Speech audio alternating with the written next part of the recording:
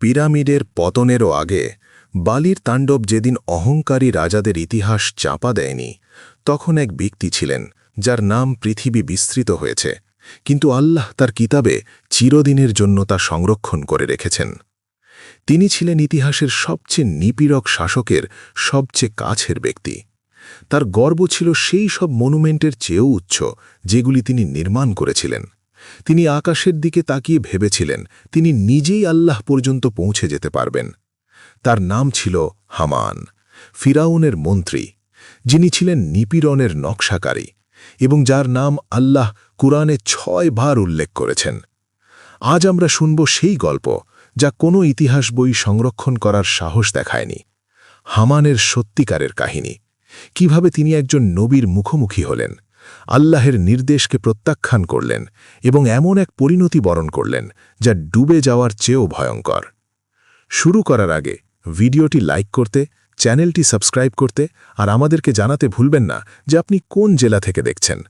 আপনার সমর্থন এই গল্পগুলোকে বিশ্বজুড়ে মানুষের হৃদয়ে পৌঁছে দিতে সাহায্য করে। ইতিহাসের স্তব্ধ নিস্তব্ধতার মধ্যেও এমন কিছু নাম আছে যেগুলো শতাব্দীর পর শতাব্দী ধরে প্রতিধ্বনিত হয়। আবার কিছু নাম থাকে যেগুলো মরুভূমির বাতাসের ধুলোর মতোই বিলীন হয়ে যায়। কিন্তু মিশরের ধ্বংসস্তূপের মধ্যে পড়ে থাকা ওবেলিস্ক, ভেঙে পড়া সিংহাসন আর চূর্ণ বিচূর্ণ মুকুটের মাঝে এমন একটি নাম আছে যাকে প্রতিটি ধর্মগ্রন্থই ভুলে গেছে, শুধু একটি গ্রন্থ ছাড়া। সেই নাম হল হামান, এক ব্যক্তি যার স্মৃতিচিহ্ন তওরাত থেকে মুছে ফেলা হয়েছে, ইঞ্জিল থেকে মুছে ফেলা হয়েছে, প্রাচীন বিশ্বের প্রতিটি লিখিত দলিল থেকেই তার অস্তিত্ব সরিয়ে দেওয়া হয়েছে। তবু আল্লাহ কুরআনে 6 বার তার নাম সংরক্ষণ করেছেন, ইতিহাসের কোনো পাদটিকা হিসেবে নয়, বরং একটি সতর্কবার্তা হিসেবে যা ওহির মাধ্যমে খোদাই করে দেওয়া হয়েছে আগামী সব যুগের জন্য। এই রহস্য বুঝতে আপনাকে ফিরে যেতে হবে প্রাচীন মিশরের স্পন্দমান হৃদয়ে, সেই পৃথিবীতে যেখানে সূর্যের নিচে নীল নদ তরল সোনার মতো ঝলমল করত, যেখানে রাজাদের দানবীয় মূর্তিগুলো ভীত সন্ত্রস্ত দাসদের দিকে তাকিয়ে থাকত, আর যেখানে সৈন্যদলের পদচারণার শব্দে কাঁপত দাসত্ব আর ভয়ে জমে থাকা সেই মাটি। সেই পৃথিবীতে, সেই দেশে যেখানে ক্ষমতা খোদার মতোই শাসন করত, সেখানেই বালির মাঝে এক পাথরের পর্বতের মতো দাঁড়িয়েছিল ফিরাউনের প্রাসাদ। এর দেওয়াল জলজল করত সোনালি পাত দিয়ে মোড়ানো হয়ে, এর স্তম্ভগুলো জীবন্ত দৈত্যের মতো মাথা তুলে দাঁড়িয়েছিল, আর এর ফটক পাহারা দিত সেই সব সৈন্য যাদের বর্ষার ফলক প্রতিফলিত করত মিশরের নিষ্ঠুর সূর্যের আলো। এই দেওয়ালের ভেতরেই অহংকার বাস করত এক জীবন্ত সত্তার মতো। ফিরাউন হেঁটে বেড়াতেন তার কক্ষে কক্ষে, গায়ে ঝোলানো রত্ন আর গর্ব নিয়ে। ঘিরে থাকা দরবারীদের একটি দল তার প্রতিটি কথার আগেই নতজানু হতো। তার দরবার ছিল ভীতির এক রঙ্গমঞ্চ। মন্ত্রীরা ফিসফিস করতেন, পুরোহিতেরা কাঁপতেন, প্রহরীরা লোহার মতো অনড় দাঁড়িয়ে থাকত। আর ফিরাউনের সিংহাসনের কিছুটা পেছনে যে মানুষটি এই অত্যাচারের মায়াজাল বুনত, সে দাঁড়িয়ে থাকত। সেই ব্যক্তি যার মস্তিষ্ক নকশা করত ষড়যন্ত্র, যার হাত নির্মাণ করত স্মৃতিস্তম্ভ, যার উপস্থিতি বাতাসকেও ঘনীভূত করত এক অদৃশ্য ছায়ার মতো, যার মুখোমুখি হওয়ার সাহস কারও ছিল না। হামান, তিনি কেবল একজন কর্মচারী ছিলেন না, তিনি ছিলেন ফিরাউনের ক্ষমতার মূল পরিকল্পনাকারী, সেই মন্ত্রী যিনি নির্মাণ শ্রমিকদের বিশাল বাহিনী নিয়ন্ত্রণ করতেন, সাম্রাজ্যের পাথর ও গোপনীয়তার তত্ত্বাবধায়ক। ফিরাউন তারই পরামর্শ সবচেয়ে বেশি শুনতেন। ফিরাউন যখন কিছু চাইতেন, হামান তা বাস্তবে পরিণত করতেন। ফিরাউন যখন আধিপত্যের স্বপ্ন দেখতেন, হামান তা নীতিতে রূপ দিতেন। আর যখন ফিরাউনের অহংকার এতটাই উচ্চে উঠে যেত যে তা মেঘকেও স্পর্শ করতে পারত, তখন হামানই ছিলেন যিনি তার কানে ফিসফিস করে বলতেন যে তিনি এর থেকেও বেশি কিছু পাওয়ার যোগ্য। মিশরের মানুষ ফিরাউনকে ভয় পেত, কিন্তু তারা হামানের দৃষ্টিকে তার চেয়েও বেশি ভয় পেত। ক্ষমতার মসনদে তার আরোহণ চিহ্নিত হয়নি করুণা, দয়া বা জ্ঞানের মাধ্যমে, বরং তা চিহ্নিত হয়েছিল এক নিষ্ঠুর ও রক্তঝরা আনুগত্য দিয়ে। এমন এক রাজা যে নিজেকে দেবতা বলে ঘোষণা করেছিল। সেই দেশে যেখানে প্রতিটি নিঃশ্বাসের ওপর নজরদারি চলত, যেখানে দুর্বলদের পিষে ফেলা হতো, আর যেখানে আশা ফিরাউনের নিজের ডুবে যাওয়ারও অনেক আগে নীল নদে তলিয়ে গিয়েছিল, সেখানে হামান উন্নতির শিখরে পৌঁছেছিল। তার ক্ষমতার উত্থান ঘটেনি সততা থেকে, বরং ঘটেছিল সেই অহংকার থেকে যা তিনি তার সেবা করা ব্যক্তির সাথে ভাগ করে নিয়েছিলেন। কিন্তু তিনি যদি এতই শক্তিশালী ছিলেন, তাহলে কেন প্রতিটি প্রাচীন ধর্মগ্রন্থ তাকে ভুলে গেল? ইতিহাস কেন তার নাম বালি আর নীরবতার নিচে চাপা দিল? কুরআন ছাড়া সব রেকর্ড থেকে তার নাম মুছে ফেলা হলো কেন? কারণ আল্লাহ জাদুঘরের জন্য নাম সংরক্ষণ করেন না, তিনি সংরক্ষণ করেন শিক্ষার জন্য। আর হামানের শিক্ষা ফিরাউনের রাজ্যের ধ্বংসাবশেষের চেয়েও ভয়ঙ্কর। তাই সেই প্রশ্ন শতাব্দীর পর শতাব্দী ধরে মরুভূমির ওপরকার এক ছায়ার মতো ঝুলে আছে। এই ব্যক্তি কে ছিলেন, আর আল্লাহ কেন তাকে আলাদা করে উল্লেখ করলেন? তিনি ফিরাউনের মাত্র আধা পা পেছনে দাঁড়াতেন, এত কাছে যেন অত্যাচারী রাজার প্রতিটি শ্বাসও শোনা যায়, এত কাছে যেন তার অহংকারের প্রতিটি ফিসফিস শব্দ শোষণ করা যায়। হামান কেবল একজন মন্ত্রী ছিলেন না, তিনি ছিলেন ফিরাউনের নিষ্ঠুরতার মেরুদণ্ড, সাম্রাজ্যের সুউচ্চ অহংকারের নেপথ্যের স্থপতি। ফিরাউন যেখানে দৈব বিভ্রম নিয়ে শাসন করতেন, হামান শাসন করতেন কাঠামো, কৌশল আর পাথরের মাধ্যমে।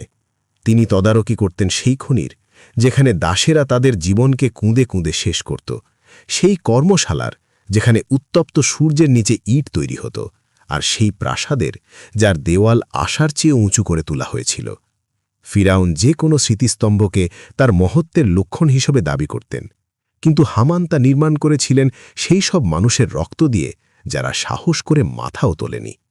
তিনি ছিলেন সেই উপদেষ্টা যিনি কখনো প্রশ্ন করেননি, সেই কার্যকর্তা যিনি কখনো দ্বিধা করেননি, সেই মস্তিষ্ক যিনি ফিরাউনের খামখেয়ালিপনাকে জীবন্ত দুঃস্বপ্নে পরিণত করেছিলেন।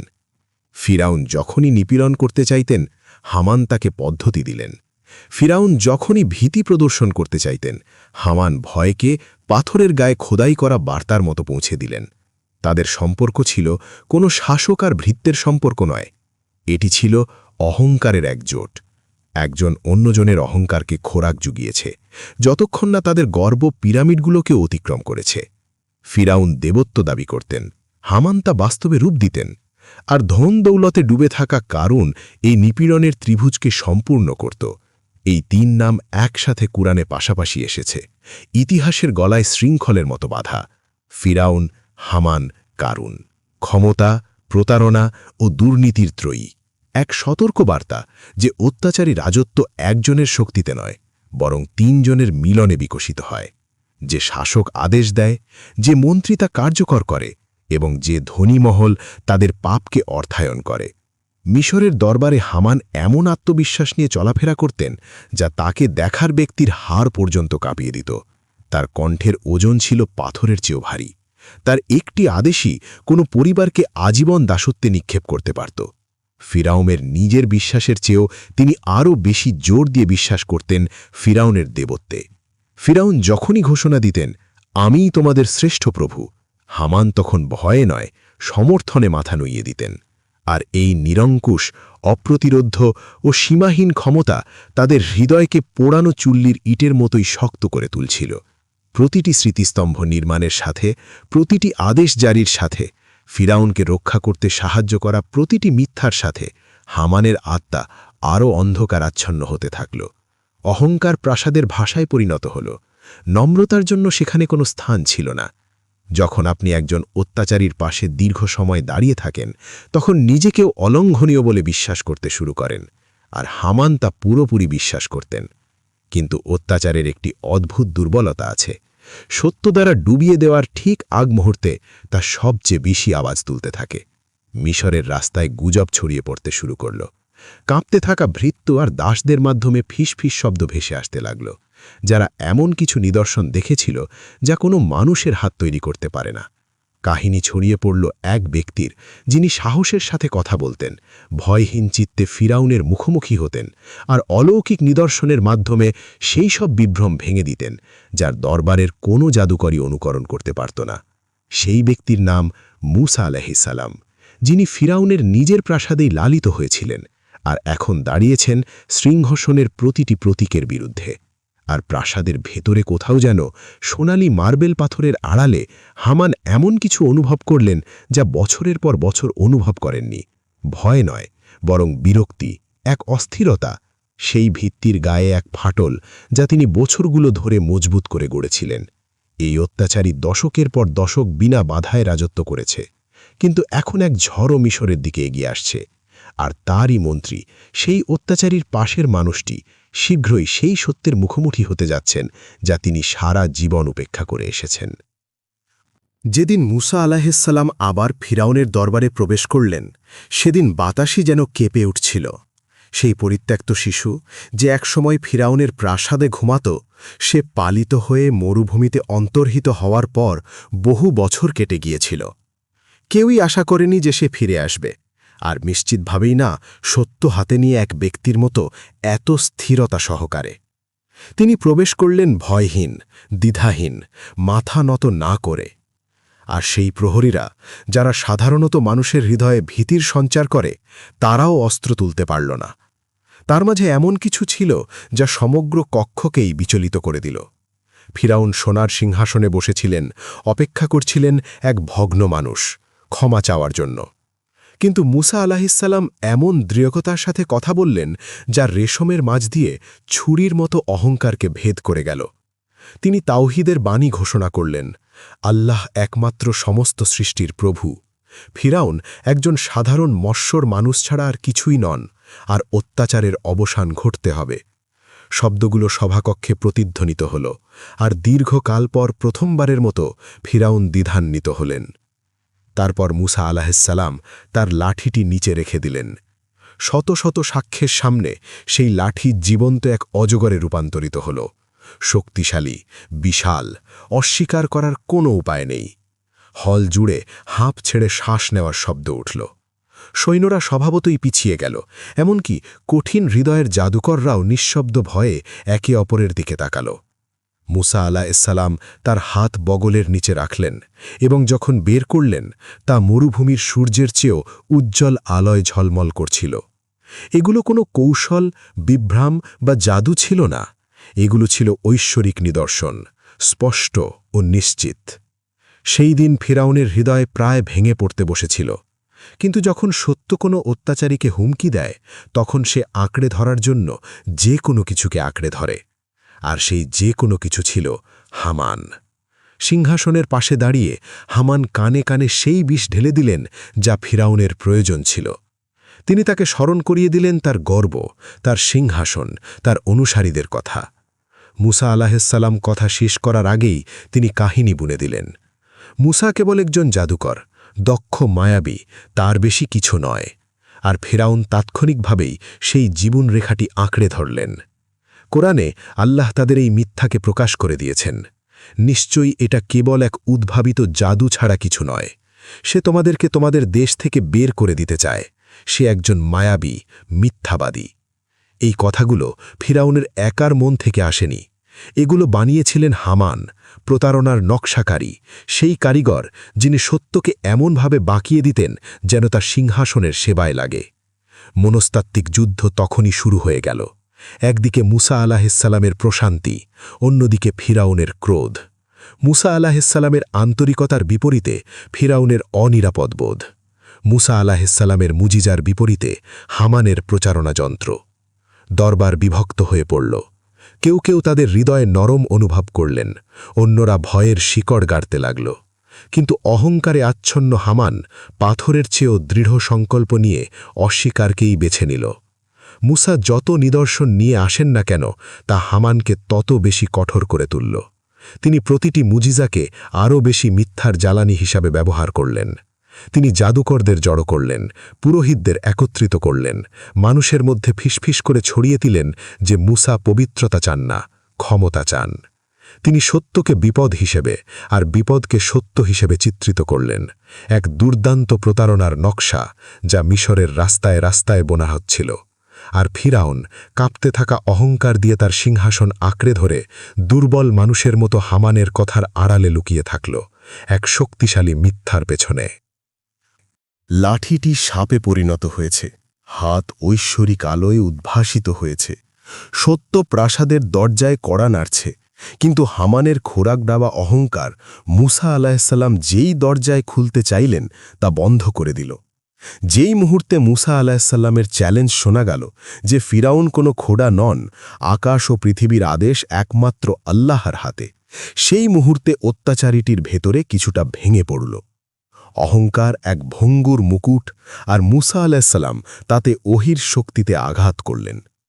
ফিরাউন তার সিংহাসন থেকে উঠে দাঁড়ালেন, ভয় নয়, বরং এমন ক্রোধে কাঁপতে কাঁপতে যা তিনি আর লুকিয়ে রাখতে পারছিলেন না। পুরো দরবার তাকিয়ে থাকল যখন তিনি সেই এক ব্যক্তির দিকে ঘুরলেন যিনি সব সময় তার পাগলামিকে স্মৃতিস্তম্ভে পরিণত করতেন। হে হামান! তার কণ্ঠস্বর মার্বেল স্তম্ভের মাঝে বজ্রধ্বনির মতো প্রতিধ্বনিত হল। আমার জন্য কাদামাটি দিয়ে একটি উঁচু প্রাসাদ নির্মাণ করো, যাতে আমি মুসার প্রভুর কাছে পৌঁছাতে পারি। কথাগুলো বাতাসে স্থির হয়ে ঝুলে থাকল, যেন প্রাসাদ নিজেই থমকে গেছে এই অযৌক্তিক বক্তব্যকে বুঝতে। খোদার কাছে পৌঁছানোর জন্য একটি প্রাসাদ, আকাশের দিকে একটি সিঁড়ি, এমন একটি স্মৃতিস্তম্ভ যা বিশ্বাস থেকে নয় বরং চ্যালেঞ্জ থেকে তৈরি হবে। তবুও দরবাড়ির কেউই নিঃশ্বাস ফেলার সাহস পেল না, কারণ যখন কোনো অত্যাচারী কথা বলে তখন পাগলামিও আইনে পরিণত হয়। হামান মাথা নত করলেন, তার মুখে বিভৎস এক তৃপ্তিকে আড়াল করে। এটি ছিল তাঁর এলাকা, পাথর, মাটি, স্থাপত্য আর মিথ্যা। ফিরাউনের অহংকার এমন এক দরজা খুলে দিয়েছিল যাতে কেবল তিনিই প্রবেশ করতে পারতেন। মুসা আলাহিসাল্লাম যদি দাবি করেন যে তার প্রভু আকাশের ঊর্ধ্বে, তাহলে ফিরাউন মিশরকে দেখিয়ে দেবেন যে সেখানেও তিনিও উঠতে পারেন। এটি ছিল এক নীল নকশায় খোদাই করা অহংকার। কিন্তু এই অহংকারের নিচেই দৃষ্টির সামনে একটি মুজিজা লুকিয়েছিল, যা ৩,০০০ বছর পরে ইতিহাসবিদেরা আবিষ্কার করবেন। পোড়া ইট, দোআঁশ মাটি, যতক্ষণ না তা পাথরের মতো শক্ত হয়। প্রাচীন পণ্ডিতেরা জোর দিয়েছিলেন যে মিশরের রোমান যুগের আগে, অর্থাৎ ফিরাউনের হাজার হাজার বছর পরে এমন ইট ব্যবহার করা হতো না, অথচ কোরআন এটিকে অবিকলভাবে লিপিবদ্ধ করেছে। হে হামান! আমার জন্য ইট পোড়ানোর একটি চুল্লি তৈরি করো কাদামাটির ওপর। সে সময়কার কারও জানা নেই এমন একটি বিবরণ, কিন্তু হামানের জন্য এটি কোনো ওহী ছিল না, এটি ছিল একটি সুযোগ। তিনি নির্দেশ দিলেন চুল্লিগুলো জ্বালিয়ে দিতে, যতক্ষণ না মেমফিসের আকাশ ধোঁয়ায় লাল হয়ে ওঠে। শ্রমিকেরা কাদার পাহাড় টেনে চুল্লির কাছে নিয়ে আসে, কাঁপতে থাকা হাতে ইটের আকৃতি দেয়, আর শিখাগুলো হিংস্র প্রাণীর মতো গর্জন ওঠে। উত্তাপে তাদের চামড়া পুড়ে যায়, ধোঁয়ায় তাদের ফুসফুস ছাই হয়ে যায়। কিন্তু হামান শীতল চোখ নিয়ে তাদের মধ্যে ঘুরে বেড়াতেন, স্মরণ করিয়ে দিতেন যে রাজা নিজেই সব দেখছেন। দিনের পর দিন সেই স্তম্ভ উঁচু হতে লাগল, কাদার ইটের এক দানবীয় স্তম্ভ, যা আকাশের দিকে স্তরে স্তরে সাজানো, সূর্যের আলোয় যেন আগুনের থামের মতো রক্তিম আভা ছড়াচ্ছিল। দূর থেকে দেখে মনে হচ্ছিল এটি মরুভূমিতে খোদাই করা এক চ্যালেঞ্জ। কাছে গেলেই বোঝা যেত এটি দৃশ্যমান পাগলামি। হামান ঘোড়ায় চড়ে ভিত্তির চারপাশে ঘুরতেন, হুকুম ছিঁড়ে দিতেন, শ্রমিকদের আরও কঠোর পরিশ্রম করতে বাধ্য করতেন। বিশ্বাস করতেন যে প্রতিটি ইট মুসা আলাহিসাল্লামকে আরও একটু চুপ করিয়ে দিচ্ছে। আর ফিরাউন? তিনি নীল নদের ওপরে এক উঁচু বারান্দায় দাঁড়িয়ে ইঞ্চি ইঞ্চি করে বাড়তে থাকা এই কাঠামো দেখছিলেন। তার বিভ্রামতার সাথে বাড়ছিল। প্রতিটি নতুন তলা তাকে বিশ্বাস করাচ্ছে যে দেবত্ব তার নাগালের মধ্যেই। তিনি কল্পনা করতেন সেই চূড়ায় পা রেখে আকাশের দিকে তাকিয়ে তার জনগণকে ঘোষণা দেবেন যে তিনি মুসার প্রভুর সন্ধান করেছেন এবং কিছুই পাননি। সেই স্তম্ভ এক প্রতীকে পরিণত হল, শক্তির নয়, বরং এক হতাশ রাজা আর তার মন্ত্রীর অহংকারে ডুবে যাওয়ার। এমন এক স্মৃতিস্তম্ভ যা কাদা দিয়ে নয়, বরং অস্বীকার দিয়ে নির্মিত। এমন এক কাঠামো যা যত উঁচু হতে লাগল, তাদের পতনও ততই কাছে চলে আসতে লাগল। কারণ মানুষ গর্বের স্তম্ভে যতই উচ্চে আরোহণ করুক না কেন, তার পতন সর্বদা শুধু একটি নির্দেশের দূরত্বে। নিদর্শনগুলো থামল না, সেগুলো একের পর এক আসতে লাগল। প্রতিটি ছিল ফিরাউনের সাম্রাজ্যের দেয়ালে একটি ফাটল, প্রতিটি ছিল সেই সব হৃদয়ের জন্য এক জীবন রেখা যারা তখনও আল্লাহর দিকে ফিরে যেতে সক্ষম। মুসা আলাইহিসসালাম ফিরাউনের সামনে দাঁড়ালেন একবার নয়, দুবার নয়, বারবার। ধৈর্যশীল, অটল, সত্যকে এমন কোমলতায় বহন করলেন যা কঠিনতম হৃদয়ে অনুভব করেছিল। তার কণ্ঠ কখনো কাঁপেনি, তার দয়া কখনো ম্লান হয়নি। এমনকি সেই ব্যক্তির সামনেও যে শৈশবে তাকে হত্যার চেষ্টা করেছিল, সেই মন্ত্রীর সামনেও যে দিনরাত তার বিরুদ্ধে ষড়যন্ত্র করত, মুসা আলাইহিসসালাম তখনও তাদের ডাক দিলেন দয়া, তাওবার দিকে, এমন এক প্রভুর দিকে যিনি প্রতিটি পাপ ক্ষমা করেন, শুধু সেই অহংকার ছাড়া যা মাথা নত করতে অস্বীকার করে। কিন্তু অহংকার হলো এক বিষ যা হত্যার আগেই অন্ধ করে দেয়। ফিরাউন মুজিজাগুলো ঘটতে দেখছিলেন ক্রমবর্ধমান অস্থিরতায়। লাঠি সাপে পরিণত হচ্ছে, হাত ঐশ্বরিক আলোয় ঝলমল করছে, নদীর রক্তে পরিণত হচ্ছে। বছরের পর বছর খরা, মিশরের নিরাপত্তাকে গিলে খাওয়া বিপদ, প্রতিটি নিদর্শনই ছিল আল্লাহর পক্ষ থেকে বার্তা, ফিরো, আত্মসমর্পণ করো, নিজেদের ধ্বংস করো না। যে জাদুকরেরা এক সময় ফিরাউয়ের সেবা করত, তারা সিজদায় পড়ে গেল, কাঁদতে কাঁদতে বলল, আমরা মুসা ও হারুন আলাইহিসসালামের প্রভুর উপর ঈমান আনলাম। তাদের এই দৃঢ়তা প্রাসাদকেই কাঁপিয়ে দিল, তাদের সাহস অভিজাতদের আতঙ্কিত করল। এমনকি মন্ত্রী ও প্রহরীদের মধ্যেও ফিসফিস শব্দ উঠতে শুরু করল, যদি মুসা আলাইহিসসালাম সত্য বলে থাকেন, যদি তিনি যার কথা বলেন সেই প্রভু সত্যিই থাকেন। কিন্তু হামানের ক্ষেত্রে এমন নয়। অন্যদের মনে ভয় আর আশা যেখানে যুদ্ধ করছিল, সেখানে হামান শুধু রাগ অনুভব করলেন। প্রতিটি মুজিজা তাকে আরও কঠিন করে তুলল, যেন আগুনে অতিরিক্ত পোড়ানো মাটি। কুরআনে এমন হৃদয়ের বর্ণনা আছে যেগুলো এতটাই শক্ত হয়ে যায় যে পাহাড়ও সেগুলোর চেয়ে সহজে ফেটে যায়। আর হামানের হৃদয় পাথরে পরিণত হচ্ছিল। হাজার হাজার মানুষকে যেসব নিদর্শন নম্র করল, সেগুলো তার অহংকারকেই আরও বাড়িয়ে দিল। দাস ও অভিজাত উভয়ের হৃদয় নরম করে দেওয়া সতর্কবার্তাগুলো তার ঘৃণাকেই আরও গভীর করল। যখন নদী শুকিয়ে যাচ্ছিল, ঘূর্ণিঝড় আসছিল আর পঙ্গপাল মাঠ উজাড় করে দিচ্ছিল, তখন হামান প্রতিটি নিদর্শনকে আল্লাহর বার্তা হিসেবে দেখেননি, বরং দেখলেন তার কর্তৃত্বের জন্য হুমকি হিসেবে। এমন এক চ্যালেঞ্জ যা তিনি হেরে যেতে রাজি নন। মুসা আলাইহিসসালাম ফিরে ফিরে আসতে থাকলেন। বারবার তিনি ফিরাউনের সামনে এমন মর্যাদা নিয়ে দাঁড়ালেন যা কোনো সিংহাসনের সঙ্গেই তুলনীয় নয়। তিনি সতর্ক করলেন, আল্লাহকে ভয় করো, মানুষের ওপর অত্যাচার করো না, তোমার ক্ষমতাকে নিয়ে বিভ্রামিত হয়েও না। তিনি তাদের জন্য মিনতি করলেন, নিজের জন্য নয়, বরং তাদের জন্য, তাদের আত্মার জন্য, তাদের মুক্তির জন্য। তারা যখন হাসি ঠাট্টা করল, অপমান করল, মৃত্যুর ষড়যন্ত্র করল, তখনও মুসা আলাইহিসসালাম আশা করতে থাকলেন যে অন্তত একটি হৃদয়, মাত্র একটি হৃদয় খুব দেরি হওয়ার আগে জাগ্রত হবে। কিন্তু লাল সাগর ভাগ হওয়ার অনেক আগেই হামানের পতন শুরু হয়ে গিয়েছিল। তার ধ্বংস প্রথমে শারীরিক ছিল না, তা ছিল আধ্যাত্মিক, তা অদৃশ্য ছিল, তা ছিল ভেতরে ভেতরে। কুরআনে বলা হয়েছে, আর আমরা তাদেরকে আমাদের সকল নিদর্শন দেখালাম, কিন্তু তারা সেগুলো অস্বীকার করল ও অহংকার করল। তাদের হৃদয় কঠিন হয়ে গেল। তারা ছিল এক অবাধ্য সম্প্রদায়। যেসব নিদর্শন হামানকে নম্র করা উচিত ছিল, তা তাকে আরও অন্ধ করে দিল।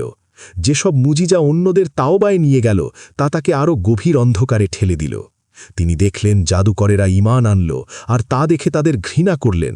বিপদসমূহ নেমে আসতে দেখলেন, আর নিজের পরিবর্তে মুসা আলাইহিসসালামকে দোষ দিলেন। মানুষকে আল্লাহর দিকে ফিরতে দেখলেন, আর তাদের ঈমানকে বিশ্বাসঘাতকতা ভাবলেন। প্রাসাদে ভয় ছড়িয়ে পড়ছিল, সন্দেহ ছড়িয়ে পড়ছিল। মুসা আলাইহিসসালামের নাম করিডরগুলোতে ফিসফিস করে বলা হচ্ছিল, যেন একটি জীবন রক্ষাকারী গোপন রহস্য। কিন্তু হামান সেই একই করিডরেই হাঁটতেন, দৃঢ় বিশ্বাসে যে তিনি অলঙ্ঘনীয়, নিশ্চিত যে তিনি এবং ফিরাউন উভয়েই ভাগ্যে লেখা সতর্কবার্তাকে টিকিয়ে থাকতে পারবেন। তিনি জানতেন না যে হৃদয় প্রতিটি নিদর্শন প্রত্যাখ্যান করে, তা দেহের কবরে যাওয়ার অনেক আগেই নিজেই একটি কবরে পরিণত হয়। সেই রাত ছিল চাপা উত্তেজনায় ভারী, যেন আকাশ নিজেই অনুভব করছিল ইতিহাস যেন তার নিঃশ্বাস আটকে রেখেছে। মুসা আলাইহিসসালাম এবং বনি ইসরাইল বিশ্বাস আর এমন এক প্রভুর প্রতিশ্রুতির ওপর ভর করে অন্ধকারে দ্রুত পদক্ষেপে এগিয়ে চলছিলেন, যিনি কখনও তার কথা ভঙ্গ করেন না। তাদের পিছনে খুর, বর্ম আর ক্রোধের শব্দ মরুভূমির ওপর দিয়ে বজ্রধ্বনির মতো গড়িয়ে আসছিল। ফিরাউন তার অধীনস্থ প্রতিটি সৈন্যকে একত্রিত করেছিলেন। সারিবদ্ধ রথ, মশালগুলো রাগান্বিত তারকার মতো জ্বলছিল। আর তার পাশে শারীরিকভাবে উপস্থিত থাকুন বা সাম্রাজ্যের কেন্দ্র থেকে আদেশ দেন ছিলেন হামান। যে মন্ত্রীর অহংকার সিংহাসন নির্মাণে সাহায্য করেছিল সে এখন তার নিজের ধ্বংসকে তাড়া করতে সাহায্য করছিল। কোরআন এই মুহূর্তকে এক লাইনে ধারণ করেছে। অতপর ফিরাউন তার সৈন্যবাহিনী নিয়ে তাদের পশ্চাৎ ধাবন করল। এটি কোনো কুচকাওয়াজ ছিল না, এটি ছিল অহংকারের চূড়ান্ত প্রকাশ। এক অত্যাচারী বিশ্বাস করেছিল যে ক্ষমতা ভাগ্যকে ছাড়িয়ে যেতে পারে।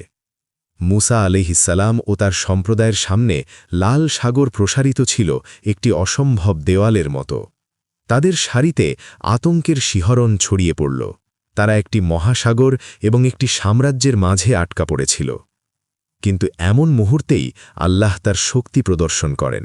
যখন প্রতিটি মানবীয় সমাধান ভেঙে পড়ে এবং কেবল ঐশ্বরিকই অবশিষ্ট থাকে, মুসা আলাইহিসসালাম তার লাঠি দিয়ে সাগরে আঘাত করলেন এবং পরবর্তীতে যা ঘটেছিল তা সময়ের শেষ পর্যন্ত স্মরণ করা হবে। পানি দুভাগ হয়ে গেল, উভয় পাশে পাহাড়ের মতো উঠে দাঁড়াল।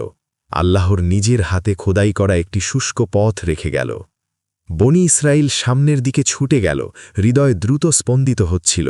সমুদ্র তলদেশের ওপর দিয়ে পা ছুটিয়ে চলছিল, যা কিছুক্ষণ আগেও জাহাজগুলোকে গিলে ফেলেছিল। তাদের পিছনে ফিরাউন মুজিজা দেখেও বিশ্বাস করলেন না। তার অহংকার তাকে সামনে ঠেলে দিল। তার অহংকার তাকে বোঝাল যে মুসা পার হতে পারলে তিনিও পারবেন, আর যদি তিনি পার হতে পারেন তবে হয়তো তিনি সত্যিই তাই যা দাবি করেছিলেন, মিশরের প্রভু। রথগুলো সাগরে প্রবেশ করল, সৈন্যরা অনুসরণ করল। পথটিতে লোহায় মোড়া চাকার শব্দ প্রতিধ্বনিত হচ্ছিল, পাথরের ওপর ঘষে যাওয়ার শব্দ, ভয়ে চিৎকার করা ঘোড়া, আদেশ চিৎকার করা মানুষ যারা আর কিছু বুঝতে পারছিল না। যদি হামান তাদের মধ্যে থাকেন তবে তিনি শুধু পানির দেওয়ালের মধ্যে একটি পথেই প্রবেশ করেননি, বরং তার জন্মের আগেই খোদাই করা একটি কবরে প্রবেশ করেছিলেন। যদি তিনি পিছনে থেকে থাকেন তবুও সেই রাতের প্রতিটি স্পন্দনই তার ভাগ্যকে সিলমোহর করছিল, কারণ একটি রাজ্যের পতন সেই মন্ত্রীকে রেহাই দেয় না যে এটি নির্মাণ করেছিল। কোরআন আমাদের জানায় মানব চোখ কি দেখল এরপর। পানি ফিরে এলো, এক ভয়ঙ্কর বধির করে দেওয়ার মতো মুহূর্তে। সমুদ্রের দেওয়াল এমন এক শক্তিতে ধসে পড়ল যা গিলে ফেলল একটি সম্পূর্ণ সাম্রাজ্যকে। সিংহাসন ডুবে গেল, অহংকার ডুবে গেল, সৈন্য, ঘোড়া, রথ সবকিছুই ঐশ্বরিক ফরমানের নিচে চূর্ণ বিচূর্ণ হয়ে গেল। সমুদ্র তাদের নীরবতার গর্ভে বহে নিয়ে গেল, কোনো চিহ্ন না রেখে শুধু সেই শিক্ষা রেখে গেল যা তাদের অহংকার ভাগ্যে লিখে দিয়েছিল। ফিরাউনের দেবত্বের দাবি এক নিমেষে বিলীন হয়ে গেল। হামানের ক্ষমতা, তিনি যে প্রাসাদ নির্মাণ করেছিলেন, তিনি যে কাঠামোগুলোর নিয়ন্ত্রণ নিয়েছিলেন, তিনি যে কর্তৃত্বের উপাসনা করতেন, সব কিছু যেন কখনো ছিল না, এমনভাবে অদৃশ্য হয়ে গেল। এটাই সেই লাঞ্ছনা যা আল্লাহ অত্যাচারীদের জন্য ঘোষণা করেন। যখন তিনি অহংকার ধ্বংস করার সিদ্ধান্ত নেন তখন কোনো সেনাবাহিনী তা রক্ষা করতে পারে না, কোনো স্মৃতিস্তম্ভ তা প্রসংরক্ষণ করতে পারে না, কোনো মন্ত্রী তাকে বাঁচাতে পারে না। সেই রাতে লাল সাগর কেবল পানি ছিল না, সেটা ছিল ন্যায় বিচার, সেটা ছিল সত্য, সেটা ছিল সেই সব মানুষের চূড়ান্ত অধ্যায় যারা ভেবেছিল তারা বিশ্বজগতের প্রভুর মুখোমুখি হতে পারে এবং খুব দেরিতে জানতে পেরেছিল যে অহংকারের ওপর নির্মিত প্রতিটি রাজ্যই ধ্বংসের জন্য নির্ধারিত। শতাব্দী কেটে গেল, সাম্রাজ্য উঠল আর পড়ল। ফিরাউনরা, যারা একসময় বিশ্বাস করত পৃথিবী তাদের ছাড়া টিকতে পারবে না, তারা পর্যটকের পায়ের নিচের ধুলোয় পরিণত হল। তাদের মূর্তিগুলো ক্ষয়হীন হয়ে গেল, তাদের সিংহাসনগুলি ভেঙে গেল, তাদের প্রাসাদগুলি ধ্বংসস্তূপে পরিণত হল, বালি আর নীরবতার নিচে চাপা পড়ে গেল। আর সময়ের সাথে সাথে এমনকি তাদের নামগুলো, যেগুলো একসময় দীর্ঘ অহংকার নিয়ে পাথরে খোদাই করা ছিল, তা ম্লান হতে শুরু করল। কিন্তু একটি নাম বাকি সকলের চেয়েও আরও সম্পূর্ণরূপে বিলুপ্ত হয়ে গেল, এমন একটি নাম যা তাওরাতে কোথাও নেই, ইঞ্জিলে কোথাও নেই, প্রাচীন মিশরের কোনো টিকে থাকা পুঁথিতেই নেই: হামান। হাজার হাজার বছর ধরে ইতিহাসবিদরা ফিরাউনের যুগের নথিপত্র খুঁজেছেন এবং এমন ব্যক্তির কোনো চিহ্ন পাননি। সন্দেহবাদীরা তাদের ভ্রু কুঁচকিয়েছে। তারা যুক্তি দিয়েছে, হামান যদি সত্যিই থাকতেন তবে পৃথিবী তাকে কেন ভুলে গেল? কিন্তু কোরআন তাকে স্পষ্টভাবে বারবার 6 বার উল্লেখ করেছে, ফিরাউনের মন্ত্রী হিসেবে, বিশাল কর্তৃত্বের অধিকারী একজন ব্যক্তি হিসেবে, যিনি বৃহৎ নির্মাণ প্রকল্পগুলোর তত্ত্বাবধান করতেন। কোরআন তাকে কল্পকাহিনী হিসেবে নয়, ইতিহাস হিসেবে, সত্য হিসেবে সংরক্ষণ করেছে। তারপর আধুনিক যুগে অনুবীক্ষণ যন্ত্র, লেজার, উপগ্রহ এবং আর্কাইভের যুগে কিছু ঘটল। মরিস বুকাইলি একজন সম্মানিত ফরাসি চিকিৎসক, যিনি প্রাচীন মিশরে গভীর আগ্রহী ছিলেন, নিউ কিংডমের একটি প্রাচীন মিশরীয় অভিধানে খোদাই করা একটি নাম দেখতে পান। হায়ারোগ্লিফগুলিতে এমন এক ব্যক্তির বর্ণনা ছিল যার উপাধি নির্মাণের সাথে যুক্ত, একজন ব্যক্তি যিনি রাজকীয় নির্মাণ প্রকল্পের সাথে যুক্ত, একজন ক্ষমতাশালী শাসকের দরবারে কর্তৃত্বের অধিকারী ব্যক্তি। তিনি যে নামটি পড়লেন তাতে তিনি হতবাক হয়ে গেলেন। এটি প্রায় অক্ষরে অক্ষরে কুরআনে উল্লিখিত নামের অনুরূপ, হামান। কোনো হিব্রু কল্পকাহিনী নয়, কোনো ধার করা কিংবদন্তি নয়, কোনো মন গড়া কাহিনী নয়, একজন বাস্তব কর্মকর্তা। এমন একজন মানুষ যাকে একমাত্র গ্রন্থ ছাড়া সব ধর্মগ্রন্থ ভুলে গিয়েছিল। বুকাইল কোনো প্রচারক ছিলেন না, না কোনো আবেগপ্রবণ বিশ্বাসী, না কোনো অলৌকিকতা খোঁজার লোক। তিনি ছিলেন একজন বিজ্ঞানী, যিনি সব কিছুকে প্রশ্ন করতে এবং প্রমাণ ছাড়া কিছুই গ্রহণ না করতে প্রশিক্ষিত। তবুও যখন তিনি দেখলেন যে কুরআন একটি নামকে সংরক্ষণ করেছে যা সহস্রাব্দ ধরে ইতিহাস থেকে হারিয়ে গিয়েছিল, তিনি প্রচণ্ডভাবে নড়ে গেলেন। সপ্তম শতাব্দীতে বসবাসকারী একজন মানুষ, যিনি মিশরের লাইব্রেরি থেকে বহু দূরে ছিলেন, তিনি কিভাবে এমন কিছু লিপিবদ্ধ করলেন যা এমনকি ঊনবিংশ শতাব্দীর ইতিহাসবিদরাও জানতেন না? এই বৈপরীত্য ছিল প্রচণ্ড। মানব ইতিহাস হামানকে ভুলে গিয়েছিল, কিন্তু আল্লাহ ভোলেননি। আর এখানেই তার গল্পটির প্রকৃত অর্থ পাওয়া যায়। হামানকে কে ছিলেন বলেই স্মরণ করা হয় না, একজন মন্ত্রী, একজন নির্মাতা, একজন চক্রান্তকারী। তাকে স্মরণ করা হয় এই জন্য যে তিনি কিসের প্রতিনিধিত্ব করেন? অহংকার, অস্বীকার, এমন গর্ব যা হৃদয়কে অন্ধ করে দেয়, এমন ক্ষমতা যা একজন মানুষকে বোঝায় যে সে আল্লাহর মুখোমুখি হতে পারে। পৃথিবী তাকে মুছে ফেলার চেষ্টা করেছিল, কিন্তু আল্লাহ তাকে চিরকালের জন্য লিপিবদ্ধ করে রেখেছেন, গৌরবের চরিত্র হিসেবে নয়, বরং একটি সতর্ক বার্তা হিসেবে, একটি অনুস্মারক হিসেবে, যে একজন মানুষের অহংকার তাকে যে কোনো কবরের চেয়েও গভীরে পুঁতে ফেলতে পারে, যে সত্যকে প্রত্যাখ্যান করলে তা উধাও হয়ে যায় না। আল্লাহর নিদর্শনগুলো আসে হৃদয়কে নরম করতে, নয়তো সেগুলোকে উন্মোচিত করতে। আর তাই গল্পটি এখানেই শেষ হয়, কিন্তু এর শিক্ষাটি শেষ হয় না। যখন আল্লাহ অহংকারীদের হেয় করেন, তখন ইতিহাস নিজেও তাদের বিরুদ্ধে সাক্ষী হয়ে দাঁড়ায়। যখন আল্লাহ সত্যবাদীদের সম্মানিত করেন, তখন সমুদ্রও তাদের পথ পরিষ্কার করার জন্য বিভক্ত হয়ে যায়। হামানের নাম টিকে আছে শুধু এই কারণে যে কুরআন তা লিখে রেখেছে। আর হয়তো এটাই সবচেয়ে বড় অনুস্মারক। ক্ষমতা ম্লান হয়, অহংকার মুড়ে যায়, সিংহাসন ভেঙে পড়ে, কিন্তু নম্রতা, যে নম্রতা সত্যের ডাকে সাড়া দেয়, সেটাই এক আত্মাকে রক্ষা করে, যখন পৃথিবী তোমাকে বহু আগেই ভুলে গেছে।